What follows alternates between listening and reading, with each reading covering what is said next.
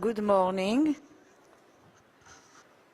I'm happy to welcome Dr. Bonnefond from the Toulouse School of Economics. He is our ICAI speaker.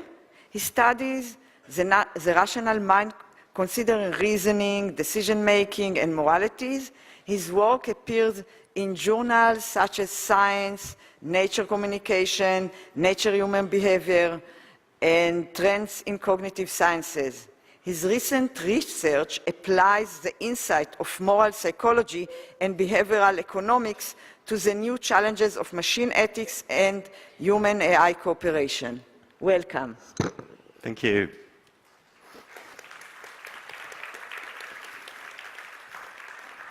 Thank you all. Thank you all for giving me this opportunity to tell you about a very special research project, the Moral Machine. Now, I'm not going to lie, the Moral Machine as a research project can be quite controversial, so we'll get to there. It's also very depressing. So before I spend 40 minutes telling you about people dying, I thought the least I could do was to make you dream.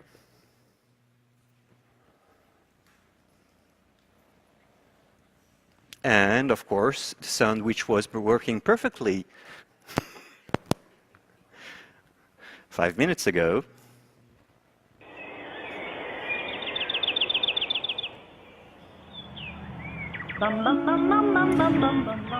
So this is the dream, the future.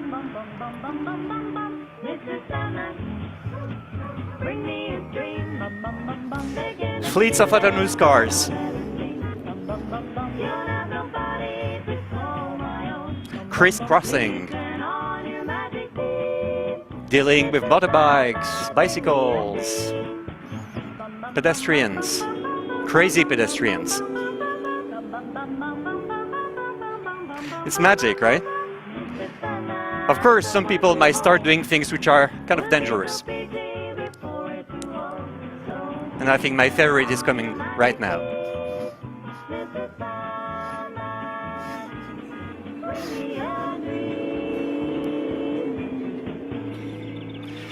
Beautiful, right?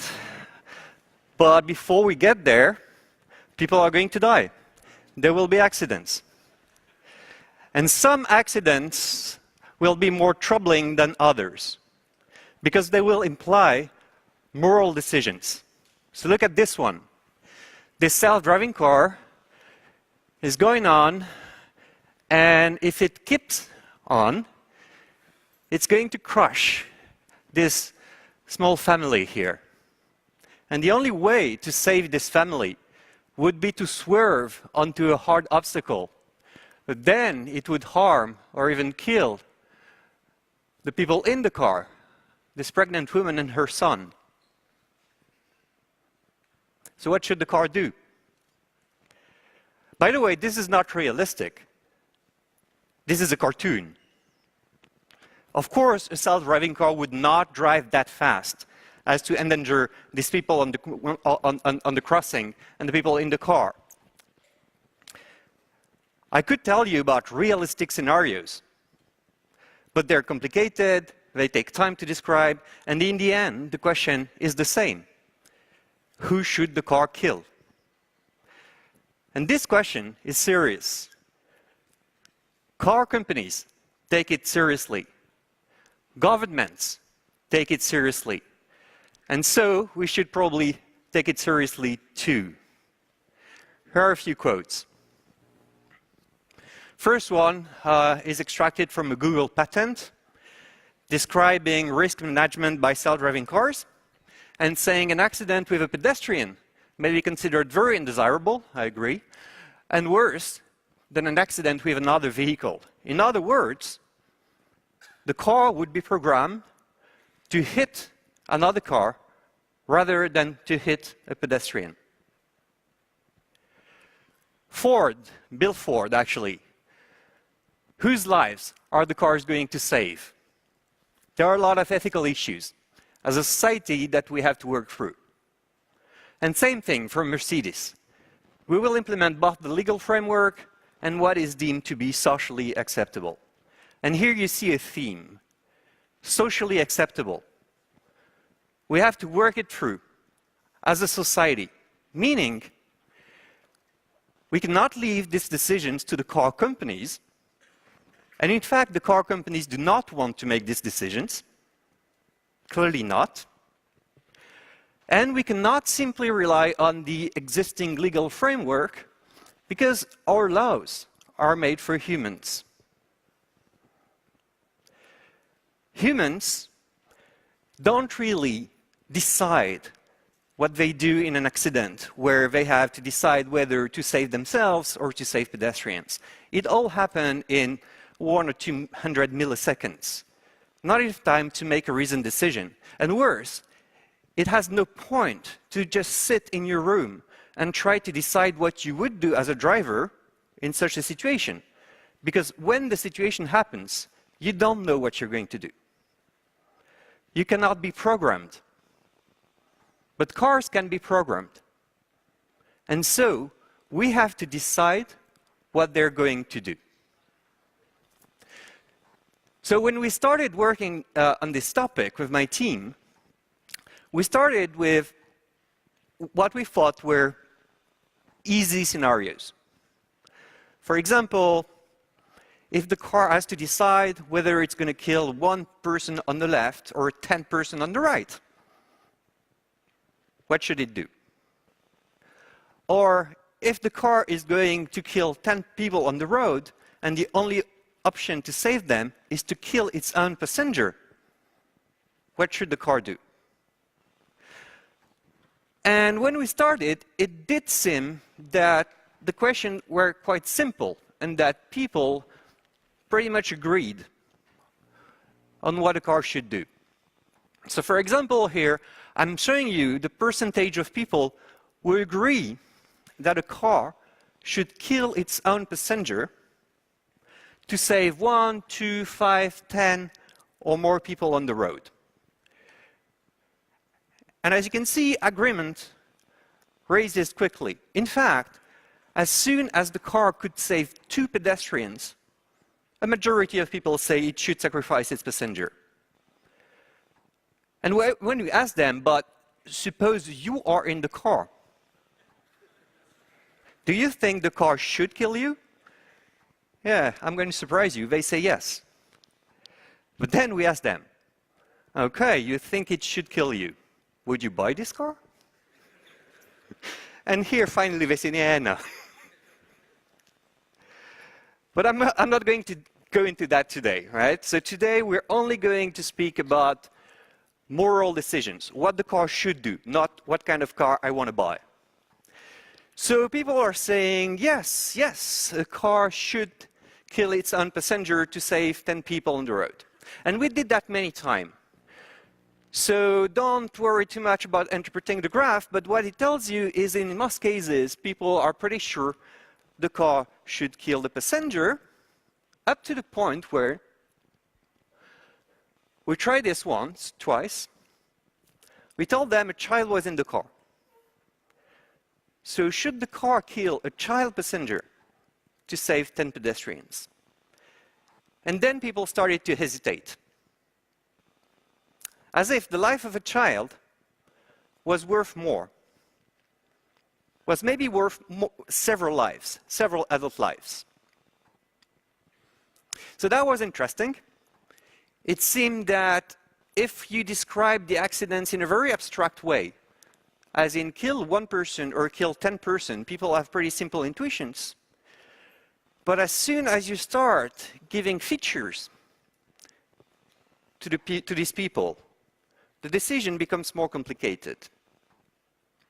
The problem is, when you start describing these people with features, the problem space gets huge. Because you don't have to stop with children. You can have many, many people, many different characters involved in these accidents. And you can have other features of the situations that makes things even more complicated. Look at this one. There's no one in the car. It's a self-driving car. So it can go straight, and it's going to kill this older couple. They are jaywalking. The light is red for them. And the only way to save these two people is to swerve and kill this little girl who is wisely crossing at the green light.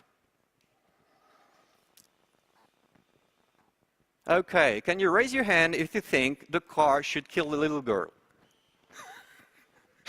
And can we please have a camera shoot on the audience? Because what I'm seeing here is not a single hand raised. Right. What I did here was to pile on things.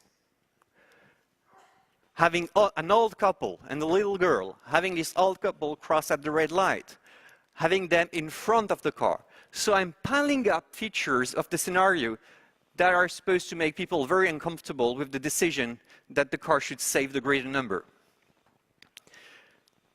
But as I said, the problem space gets huge.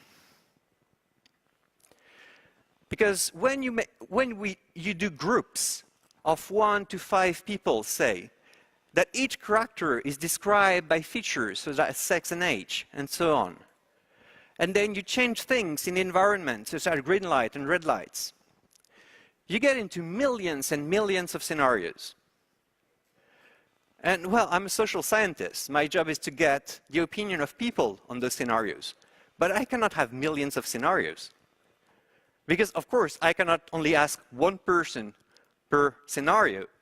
And even if I were to cut down this number to maybe 100,000 or 10,000 scenarios, I would still need a staggering amount of people. And if I get even more ambitious, if I say, hey, I don't want to get responses from people only in Sweden or only in the United States, because these responses might depend on culture. So I would like to get data from many different countries over the world. Then I set myself up to an impossible task, because I need so many people. But we tried anyway. And the key was to find a way to get massive voluntary participation to our study. And the tool for that was to develop a website that we tried very hard to make viral. So it's called the Moral Machine. Anyone has been on the Moral Machine website already? Okay. So if you've never seen it, I'm going to show you. So it looks like this. It has many features that you see here. It's available in 10 languages, including Arabic, Chinese, Korean, Russian, Japanese. We'll stick to English. And there are many features on the website, but the one I'm going to describe and the one that people use the most is the Judge feature. So you go into Judge, and you get this. Scenarios. The website is generating scenarios. You will never see the same scenario twice. And, well, yeah, you will never see the same scenario twice because there are so many. And you just have to click. I'm not sure I even see a difference here.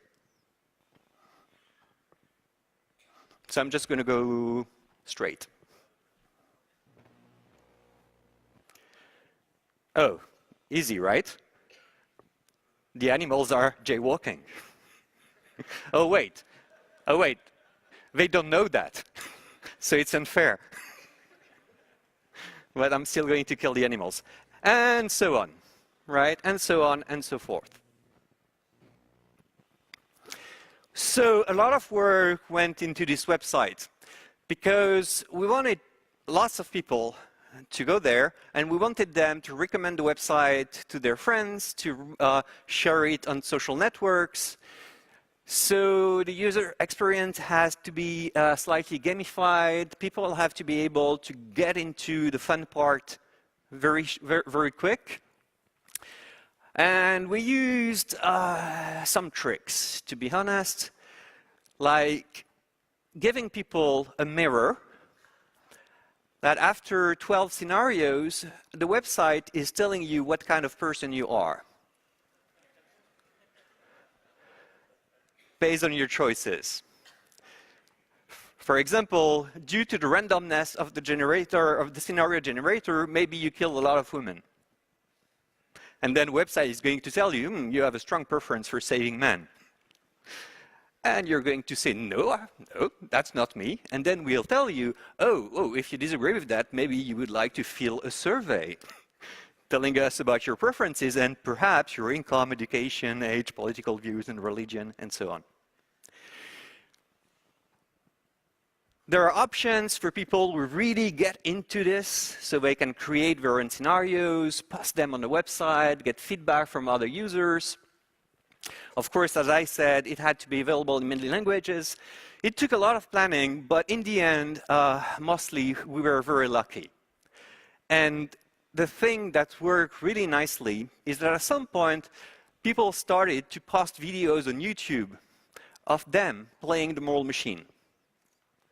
And this helped a lot to actually get the website out there and to get a lot of people taking the survey. So I cannot resist showing you this. These are people on YouTube doing the moral machine. We're going to do a test here today called the moral machine. It's a completely original idea that has never been done before on YouTube. Wait. First question, why is there two homeless people with a baby and a male doctor? Who knows, man? You just have to just go for it. So obviously, to You me, choose in the this lesser case, loss of You life. choose the lesser loss of life. Okay, so to me, saving more lives matters a lot to me. 3 is greater than 2. But homeless probably wouldn't have a family. This is a Plus, he has a really terrible life, so maybe it's not as bad for him if we had to ask him the question, would you sacrifice? Because then his life had meaning. you know? Yeah. All right, now it's getting a little trickier. This is a moral machine. Do it! Elderly. My logic here is the same. If these fucking morons go in a red light, it's on them. There's a criminal. But there's a baby. That's so true. It's a car with dogs in it. I think the car should default to protecting the people in the vehicle. I think it should kill the occupants. Or who I might kill you. can't kill kids. Like, you can't kill kids, but you also can't kill grandma. It's hard to say. It's hard to say. It's really, really, really hard to say.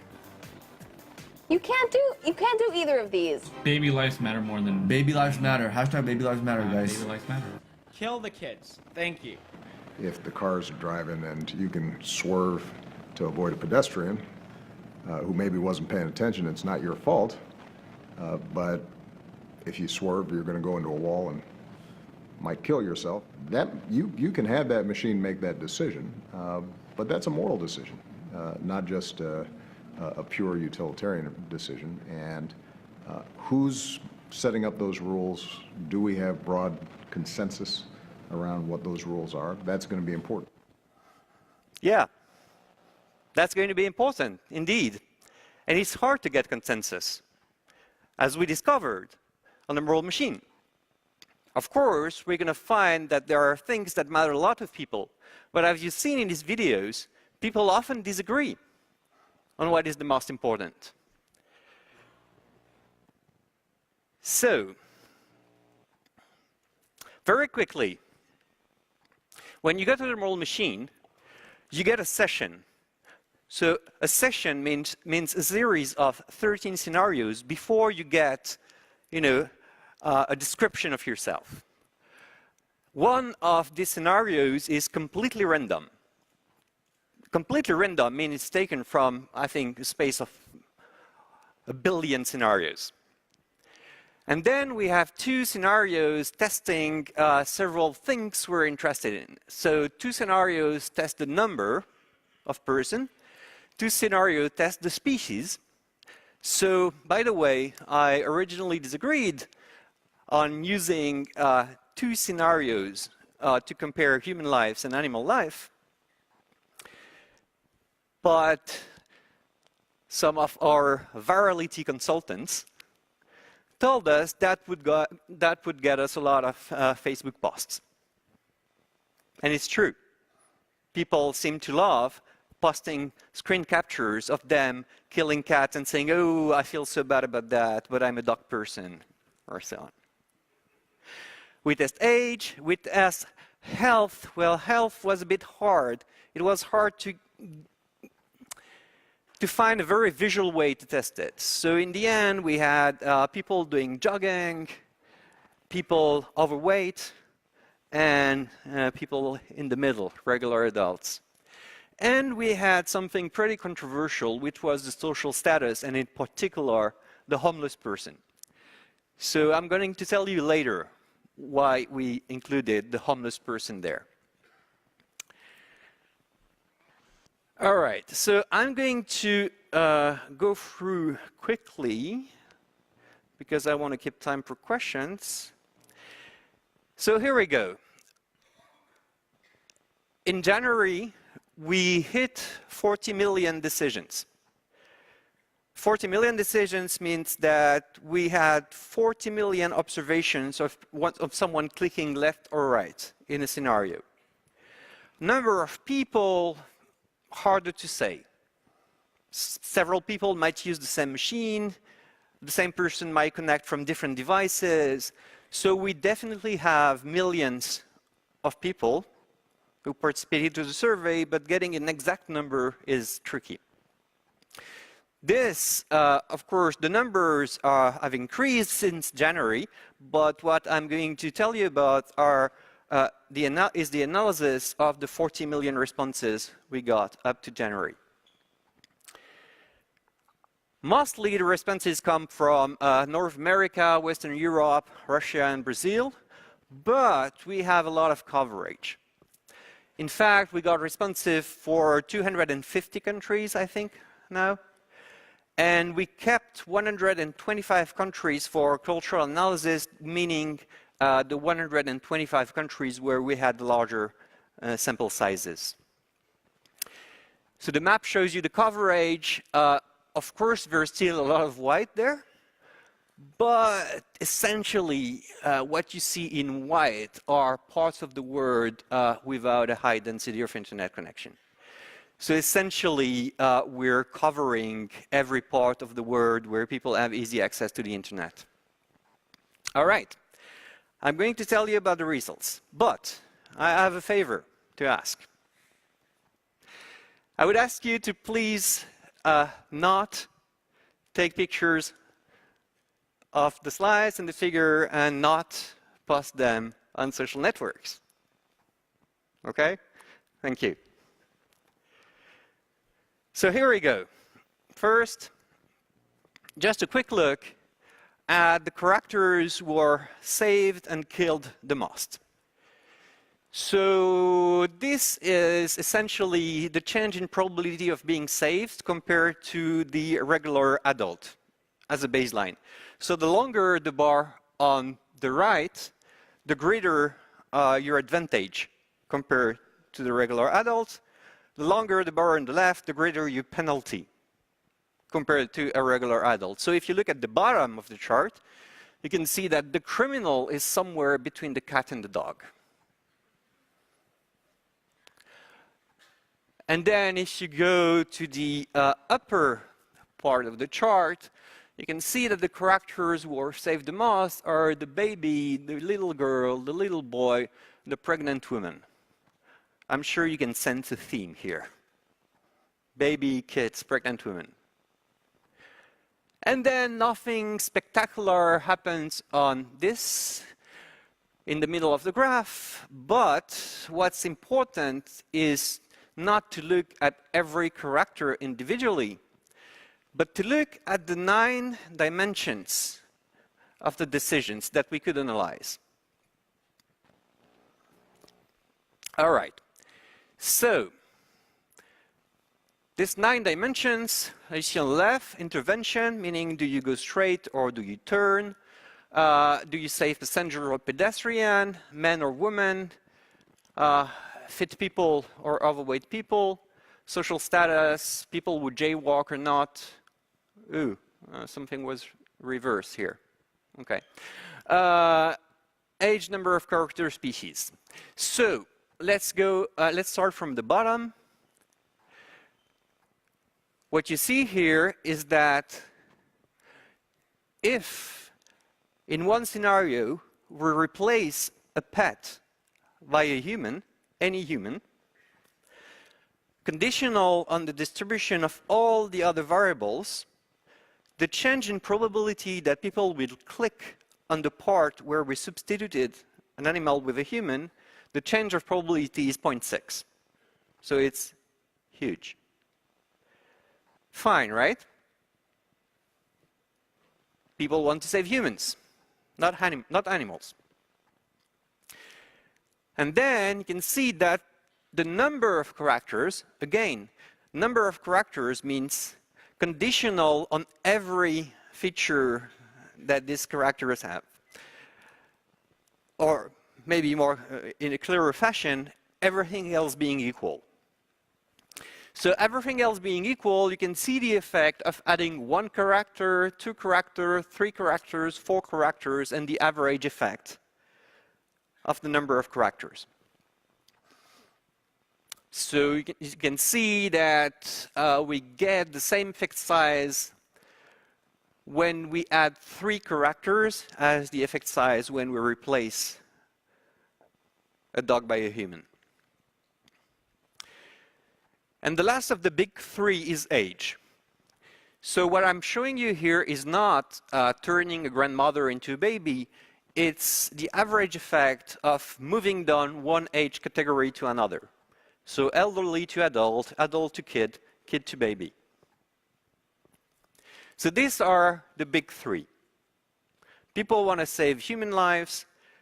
People want to save many lives. People want to save young lives. And after that, we get in something a bit scary, which is that the homeless person has the same effect of jaywalking. Or to say that differently, in the study, it's just like being a homeless person is like jaywalking all the time. And this is where I need to explain why we put the homeless person there. Because at first, a car cannot say if someone is homeless. So it's nothing to do with anything realistic, with choices made by the cars. What we wanted to do was to have a character there that would give us a striking example that what we were doing was not a voting exercise. We're not saying to governments, look at our data, and you just have to apply that. Because if we did that, we would say, let's kill all the homeless persons. We have the homeless person here to remind us that these data are not a reason for any government to dispense with some serious social discussion with citizens.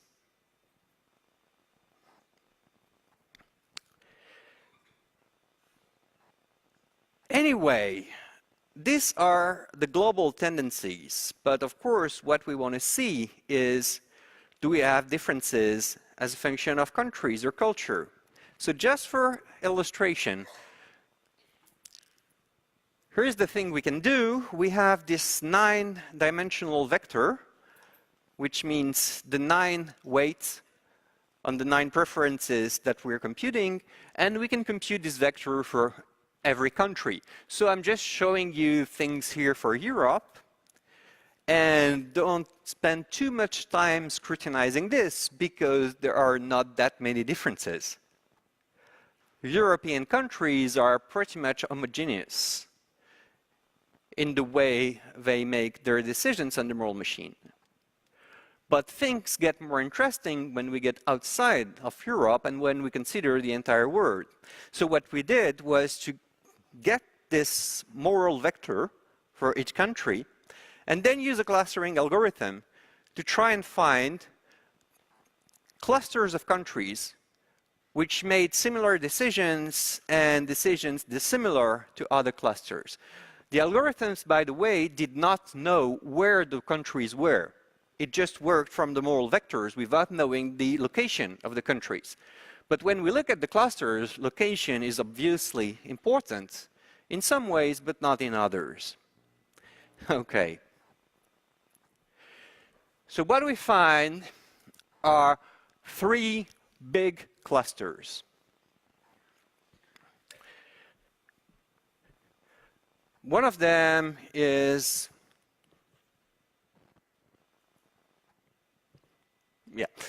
one of them is the Western cluster. So essentially what we think as the Western world. Broadly construed, because look at this tiny cluster here. United Kingdom, Australia, New Zealand, Ireland, United States, Canada. And South Africa is just there. Meaning that we have this very small cluster with all the British colonies scattered all across the world. It's fascinating that these countries on different continents still share a legacy in the way they do moral judgment. So the Western cluster is very big. Then we've got the Eastern cluster, where we find essentially Asian countries and Muslim countries.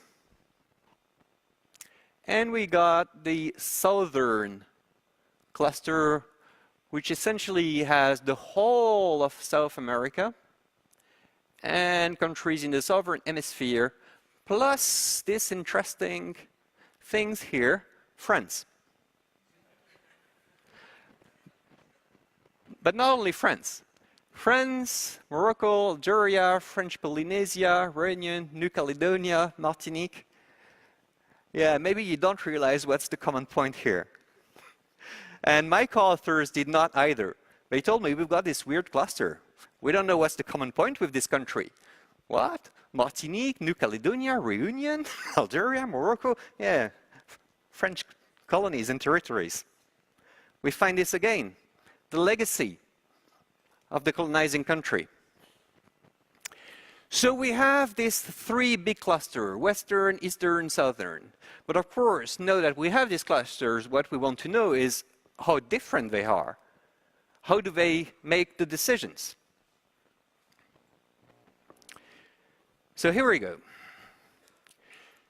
So this is the Western cluster. And what you see here, radially, you've got the 9 moral dimensions. The black circle here means that this cluster is at the word average for the importance of the dimension. The further you go outside of the black circle, the more important is the dimension. The further you go inside the black circle, the less important the dimension. So the Western cluster is basically at 0 everywhere, but that's normal, that's mechanical. Because the Western cluster is basically half the population, so it defines the word average. So the fact that it's just here centered on average is not interesting. What's interesting is how the other clusters deviate from the black circle. And quickly again, if we look at the Eastern cluster, for example, we find that age has a much smaller effect, which means that countries in the Asian cluster, to say it simply, don't kill old people as much as in the West. The number is also much less important, meaning that again, countries in the Eastern cluster care about the number of people less. And when we look at the Southern cluster, which includes France, again, well, yeah, this striking thing is here.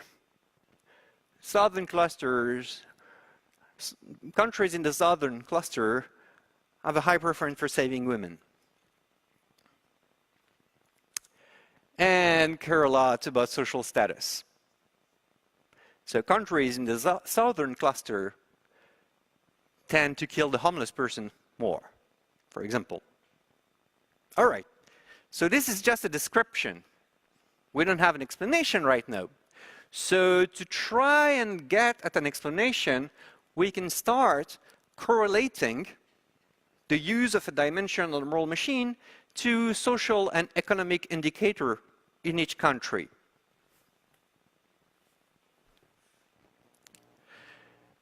And not going to go through all the graphs, but let's say this one. As I just mentioned, some countries kill the homeless more. Some countries care about social status more. And each dot here is a country. And when you look at the economic inequality in a country, the Gini score, you can see that it correlates pretty well with the importance given to social status. In other words, the economic inequality in a country translates into a bias against low status characters on the moral machine.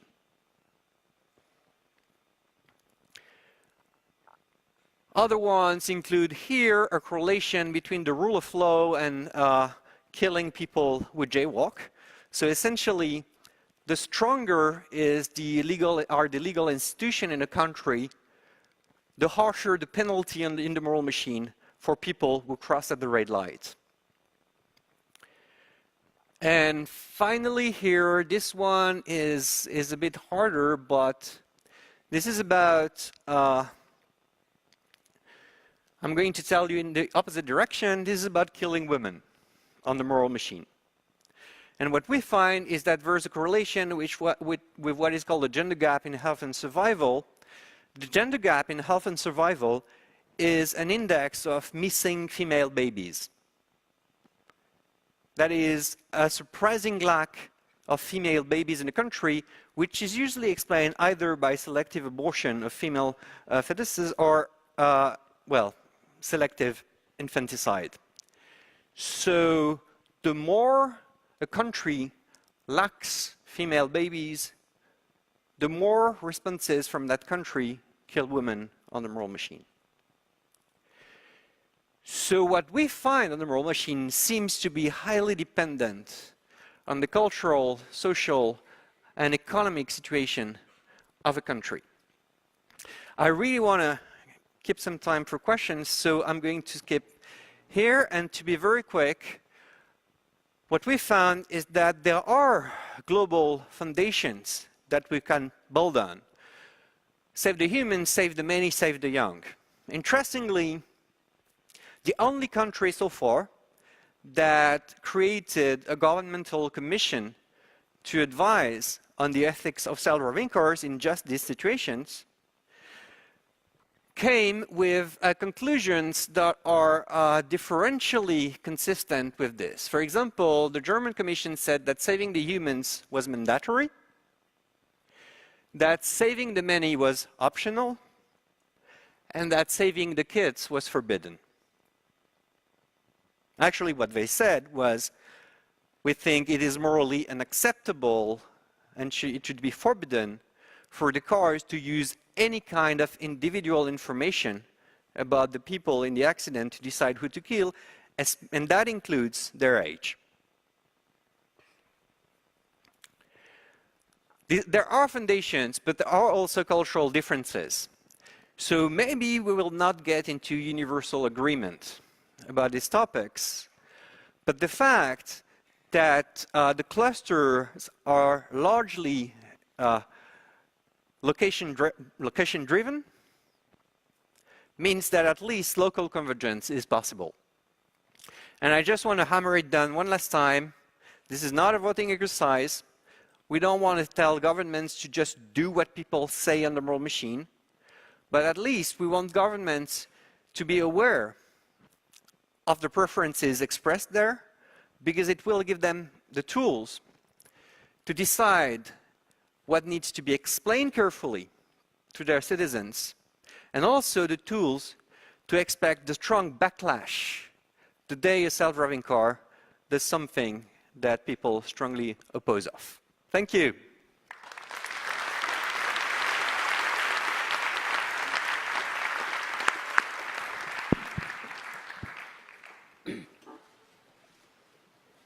questions?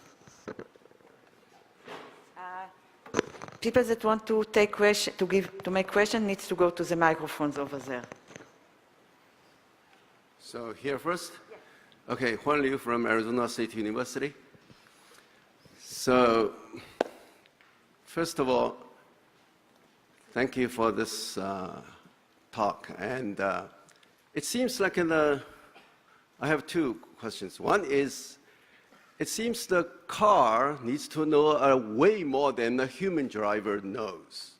You have to know the sex, you have to know the age, you have to know pregnancy, all of these things. And when you face an accident, it's not possible for you to be aware of these.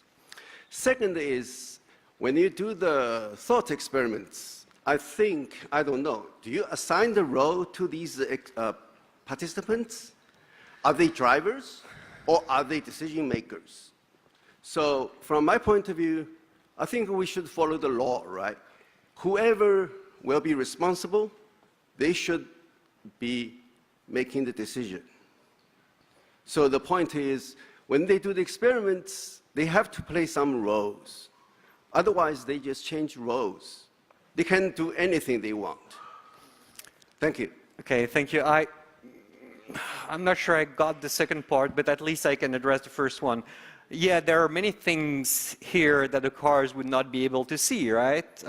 Sex, social status, fitness. But the big three, remember, the big three is humans, number, age. Or at least human, number, kid. And the top three is achievable technically. Human versus animal is easy. Number is not that hard, and what the engineers tell me is that kid is quite feasible too. Hi, wait, there's a line on this side too. Can we do alternating? Hi, Peter Stone from the University of Texas at Austin. So first of all, thank you very much for a very interesting talk. I think there's very interesting results that are coming out of this, but it strikes me that the moral decisions that you're looking at here are not ones that really come up very often. People don't face these, often not ever in their lifetime. And you can tell in the video that people are sort of laughing at it a little bit, saying this is a fun game. It's hard to be confident that what they say they would do is actually what they would do in real life. It's not something that ever comes up. So I wonder, what would, first of all, does this have to be about killing people, killing things? There's moral decisions that come up all the time, like whether to lie, whether to cheat, that people have real experience with. Why make this about the trolley problem, which is sort of a very fashioned kind of problem and not an everyday one? Okay, so first, of course people don't do that all the time. And to me, that's why self-driving cars are so fascinating, because we're suddenly actualizing what so far was just a thought experiment. And do what they say here is really what they would do? No, because as I said when I started the talk, nobody knows what they would do in such a situation. And that's not the point. The point is that you cannot be programmed, but you can say what you want the car to do, and that is going to be binding once it is programmed. Very nice talk and study, thank you. I was going to ask a very similar question to what Peter asked. Presumably, we could try to gather some information about what people do actually do, and I wonder if you made some effort to try to do that. Sorry, say again? You could imagine it would be challenging, but you could try to gather data on what people actually do. Oh, yeah, so some people have been trying to do that with Driving Simulator. I'm still not convinced that this is what we should do. I think we have a moral duty to program these cars under reflective equilibrium. That is, that we have to think hard about what we would like them to do and not just have them copy what we do in 100 milliseconds without having any time to make the decision. So I think this is a better way than just collecting data in the driving simulator, surprising people with accidents. A question on your right. Have you studied how easily people change their minds, for instance, after you show them some statistics about what other people do? Which kind of statistics? I mean, what the preferences of other people are in the same game. Right. Yeah. Yes. So we try to analyze responses up to the point where they get the information on the other people, and responses after that we don't get any change. So last question, and then we'll take it offline. So thank you for a great talk. You mentioned you don't see this as a voting exercise, but at the same time you advocate using it at least to some extent to guide legislators and regulators. And I was wondering if you're not optimizing for it going viral, and instead you want to optimize for seriously guiding legislators or actually thinking of it as a vote, what would you change? Well, that will be a work for governments. But again, what I want to take this opportunity to say it again. So we think that what we have here is important data for the regulators to zero in what they find the most interesting twist, or what they find is the most interesting problem for their population. And then I think we will have to go through, well, what governments do when they want to consult the population. But I'm not a political scientist. I don't advise on that. So guys, I can't take any more questions, but I'm going to stick around here, and I can take other questions in the hall there. Okay? Thank you very much.